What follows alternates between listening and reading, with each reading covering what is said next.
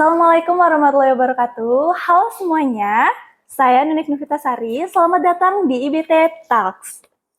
Masih dalam rangkaian kegiatan inkubator bisnis teknologi nih. Hari ini kita akan membahas tema yang sangat relevan bagi para pelaku UMKM maupun calon entrepreneur, yaitu transaksi cerdas, bisnis aman, sistem pembayaran digital, dan perlindungan konsumen. Nah, di era digital seperti saat ini, pembayaran sudah semakin praktis, mulai dari kris, kemudian mobile banking, e-wallet, hingga transfer instan sudah menjadi bagian dari aktivitas sehari-hari kita. Nah, di balik kemudahannya, masih banyak pelaku usaha yang belum memahami bagaimana cara memanfaatkan sistem pembayaran digital secara maksimal, sekaligus menjaga keamanan transaksi dalam memberikan perlindungan kepada konsumen. Nah, untuk membahas hal tersebut, hari ini sudah hadir 3 narasumber yang sangat luar biasa kita. Ada Mas Safirudin selaku PLT Kepala Fungsi Data Statistik Ekonomi dan Keuangan Kantor Perwakilan Bank Indonesia Balikpapan. Selamat pagi dan salam kenal, Mas. Ya, selamat pagi, Mbak. Kemudian ada Mas Rama Sumanta selaku Analis Junior Fungsi Data Statistik Ekonomi dan Keuangan Kantor Perwakilan Bank Indonesia Balikpapan. Selamat pagi dan salam kenal, Mas. Selamat pagi, salam kenal, Mbak. Jadi pagi ini narasumber kita adalah Mas Safirudin dan Mas Rama, seseorang yang expert di bidangnya yang sangat luar biasa dan memiliki pengalaman serta insight yang sangat banyak nih teman-teman. Saya mau ucapkan selamat datang sekali lagi kepada Mas Safirudin dan Mas Rama Sumanta. Semoga enjoy di obrolan kita nanti dan bisa menikmati. Boleh kita langsung ke poin-poin pertanyaannya, Mas? Boleh, silakan, Mbak. Nah, saya ingin bertanya kepada Mas Rama Sumanta. Nah, menurut Mas, seberapa penting sebenarnya sistem pembayaran digital bagi perkembangan UMKM di Indonesia saat ini? Kalau sangat penting, ya sangat-sangat penting, Mbak ya. Jadi kalau memang tren digitalisasi itu udah sangat inilah ya, membumi ya. Tidak hanya di mall, tidak hanya di usaha-usaha yang besar, tapi juga bahkan level mikro sekalipun ya, usaha mikro atau UMKM ya. Nah, jadi memang terutama untuk kris ya, kris itu dulu kita hanya butuh 5 tahun, Mbak, untuk mencapai 50 juta pengguna. Sekarang, Mbak, kris itu semakin terakselerasi gitu penggunaannya, volume transaksi terus meningkat, baik di level nasional maupun di Balikpapan dan sekitarnya. Kalau kita dibandingkan dengan sebelumnya, kartu kredit dan lain sebagainya, mungkin alat pembayaran melalui kartu gitu ya, atau APMK itu butuh puluhan tahun, Mbak, untuk mencapai jumlah pengguna yang sama. Jadi penggunaan digital pembayaran digital ini sangat akseleratif. Tentunya juga ini menjadi menguntungkan dua pihak ya, baik itu dari sisi konsumen maupun dari sisi pedagangnya juga atau pelaku usaha. Nah, baik dari sisi pengguna, jadi kita kan nggak perlu ini ya, kita sekarang di era yang mungkin suka lupa bawa dompet bahkan ya. Nah, dengan kris atau bahkan melalui mobile banking juga itu tentunya kita tetap bisa bertransaksi dan manfaatnya juga dirasakan oleh pelaku usaha. Bagi pelaku usaha tentunya konsumen juga lebih memiliki banyak alternatif pembayaran. Jadi memang di era sekarang untuk penggunaan kris yang sekarang jauh lebih mudah ya, baik itu mulai dari pembayaran bahkan sampai penggunaan itu bisa dibilang sangat penting dan harus ya gitu. Baik, terima kasih Bapak. Nah, menarik sekali ya. Kemudian kalau kita lihat sekarang, bahkan pedagang kaki lima pun sudah menyediakan kris gitu ya, Pak. Saya izin bertanya kepada Mas Safirudin. Menurut Mas, apa alasan utama UMKM itu perlu segera beradaptasi dengan pembayaran digital ini? Iya, memang sangat menarik sekali ya. Kalau UMKM, pelaku pedagang kaki lima seperti yang disebutkan oleh Mas Rama tadi itu, kalau bisa didorong untuk segera melakukan digitalisasi. Karena memang kalau misalkan kita lihat ya, generasi utama yang ada sekarang itu memang didominasi oleh generasi milenial dan juga generasi Gen Z kalau kita sebutnya sekarang ya, dimana mereka dalam akseptasi dan literasi digital itu sangat maju sekali. Bahkan beberapa kasus juga kalau saya lihat, kalau misalkan anak-anak sekarang kalau mau membeli, kris itu makan menjadi salah satu tolak ukur kayak bisa beli apa enggak. Pasti kan pertanyaan pertama bukan kayak menu apa yang tersedia gitu kan.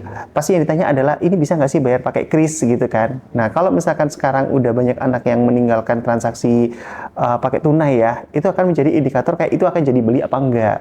Makanya sangat penting sekali kalau terutama UMKM dan pelaku usaha itu memiliki ke arah lebih digital gitu kan. Ya minimal ada krisnya lah untuk melakukan transaksi pembayaran gitu kan ya. Mungkin itu sih yang bisa cukup mendorong untuk melakukan digitalisasi. Ya kan Mas juga udah sebutin ya bahwa itu memudahkan untuk orang-orang yang kayak cashless seperti saya juga ya Mas ya, bawa HP aja gitu. Bawa HP udah cukup.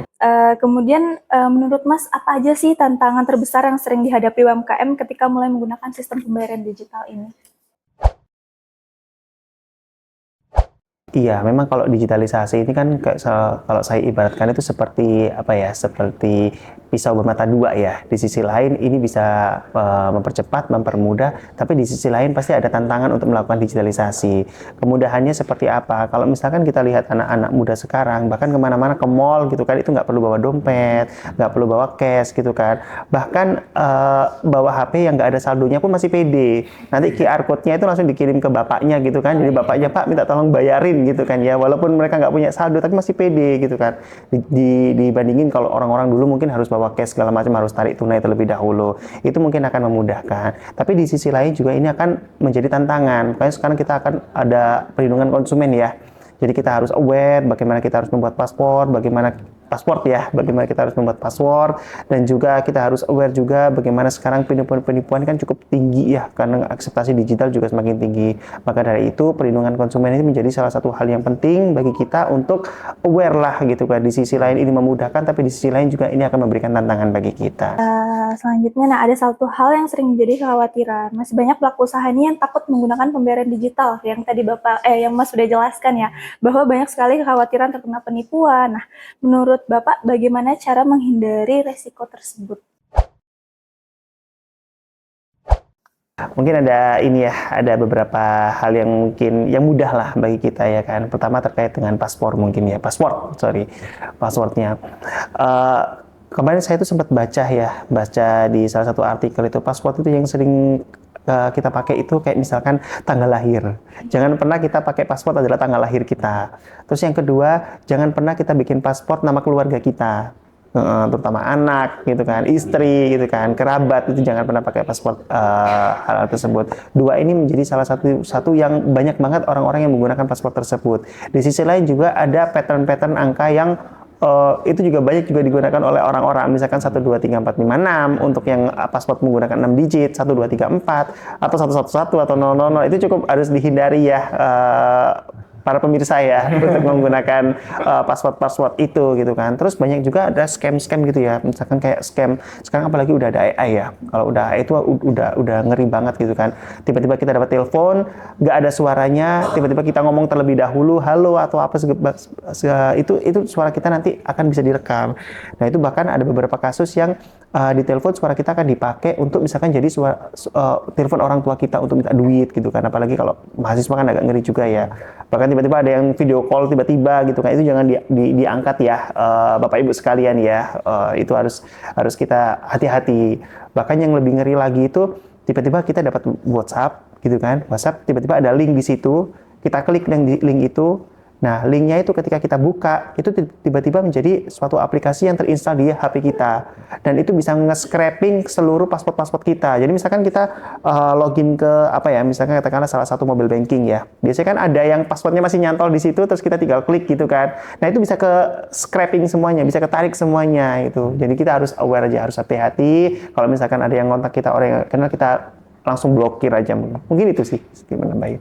Terima kasih Mas. Pertanyaan selanjutnya adalah, selain keamanan bagi pelaku usaha, saya ingin bertanya kepada Mas Rama Sumanta, tentu kita juga perlu membahas perlindungan konsumen. Mengapa perlindungan konsumen menjadi bagian penting dalam bisnis saat ini?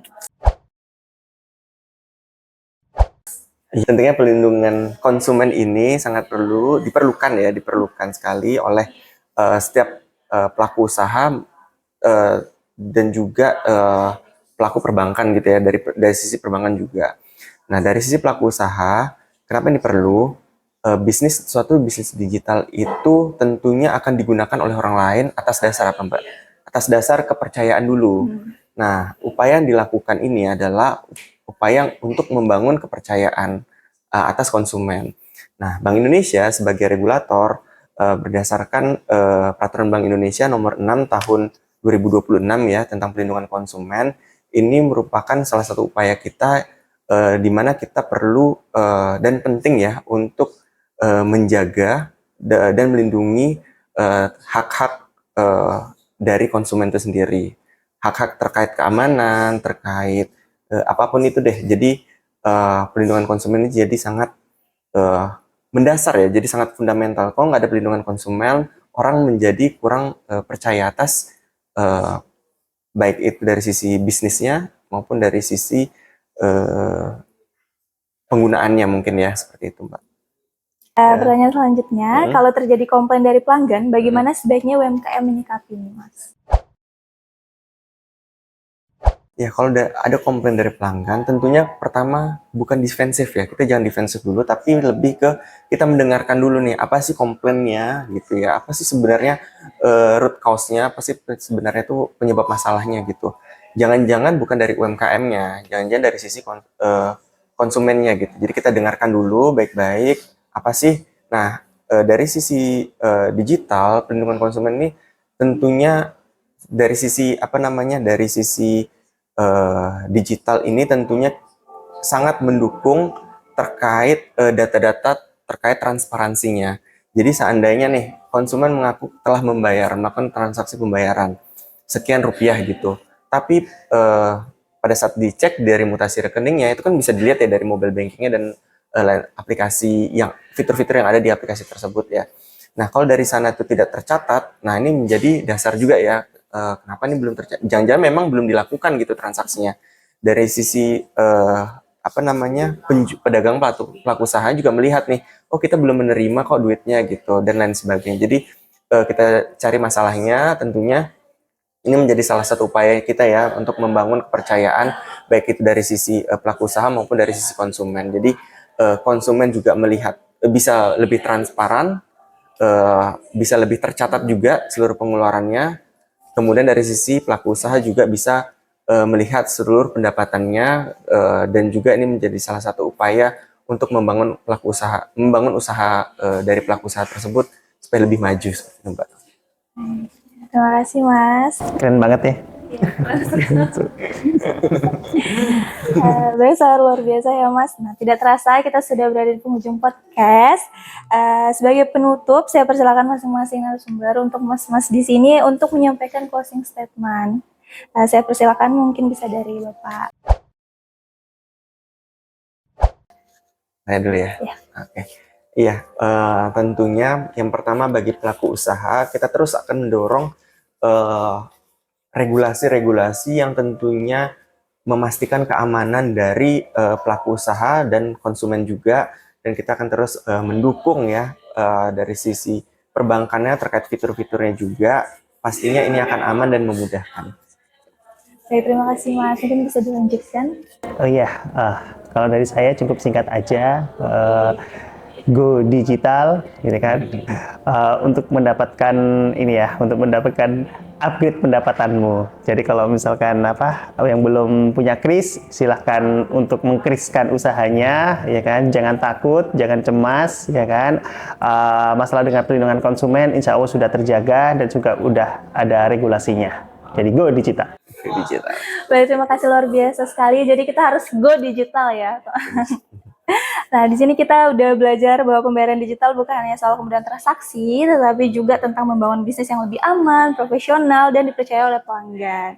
Nah, terima kasih banyak kepada seluruh narasumber atas ilmu dan pengalaman yang telah dibagikan. Semoga apa yang kita diskusikan hari ini dapat menjadi bekal bagi para pelaku UMKM untuk terus berkembang di era digital. Jangan lupa ikuti terus rangkaian pelatihan Inkubator Bisnis Teknologi Institut Teknologi Kalimantan, karena masih banyak materi menarik lainnya yang dapat membantu UMKM naik kelas dan go digital. Go digital. Saya Nefisa Sari, selaku moderator, pamit undur diri. Sampai jumpa di podcast IBT berikutnya. Wassalamualaikum warahmatullahi wabarakatuh.